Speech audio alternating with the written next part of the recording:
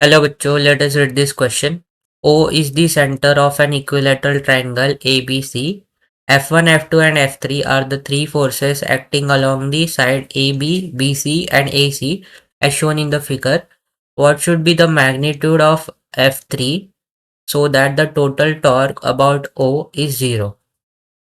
इस क्वेश्चन में हमारे पास एक इक्विलैटरल ट्रायंगल दिया है जिसका सेंटर O है और हमारे पास तीन फोर्सेस दिया है F1, F2 और F3।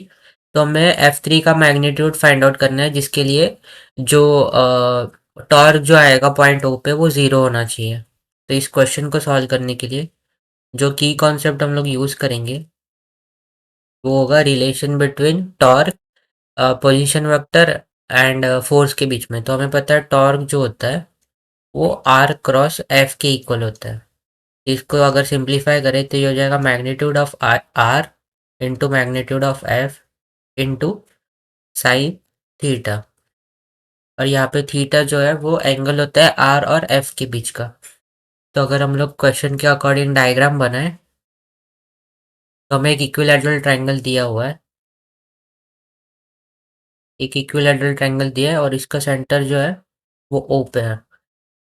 यहाँ पे हमारा ये जो है ये F1 बार है, ये जो है हमारा F2 बार है और ये इस डायरेक्शन में F3 बार गिवन है।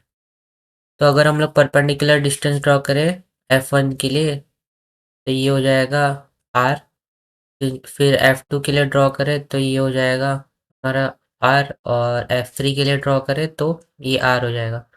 और सिंस ये परपेंडिकुलर है एक दूसरे के साथ तो सिंस R और F के बीच में जो एंगल बन रहा है वो 90 डिग्री है तो साइन 91 हो जाएगा। तो टॉर्क जो है वो F इंटू आर के टर्म्स में आएगा। अभी यहाँ पे अगर हम लोग राइट हैंड रूल लगाए तो हमें टॉर्क का डायरेक्शन मिल जाएगा। तो पहले वाले केस में देखें तो आर इस डायरेक्शन में, आर इस डायरेक्शन में, एफ इस डायरेक्शन में। तो अगर हम लोग टॉर्क लगाए तो टॉर्क कुछ इस डायरेक्शन में आएगा जो कि एक एंटी क्लॉकवाइज डायरेक्शन में मूव हो रहा है। तो जो टॉर्क इसके वजह से जो टॉर्क आएगा वो out of the page move करेगा। सिमिलरली F2 और R के बीच में अगर देखें तो टॉर्क का जो डायरेक्शन आएगा वो भी एंटी क्लॉकवाइज डायरेक्शन में आएगा। तो F2 के वजह से जो टॉर्क आएगा वो भी आउट ऑफ द पेज होगा। और F3 के लिए देखें तो F3 जो है वो इस डायरेक्शन में और R इसमें है। तो ये यहाँ पे अगर हम लोग टॉर्क देखें तो टॉर्क यहाँ पे इस डायरेक्शन में आएगा। तो जो इस F3 की वजह से जो टॉर्क टॉर्क लगेगा वो क्लॉकवाइज डायरेक्शन में होगा। तो देयरफॉर जो ये टॉर्क होगा ये इनटू द पेज होगा।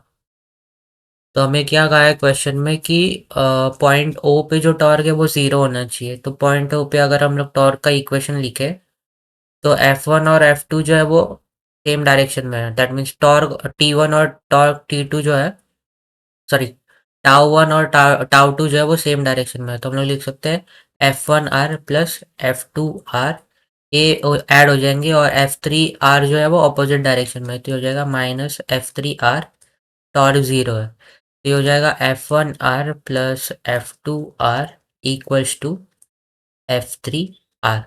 तो अगर आर आर हम लोग दोनों साइड से कैंसिल कर दे तो हमें क्या इक्वेशन मिलेगा, F1 plus F sorry F2 ये किसके इक्वल होगा, F3 के इक्वल।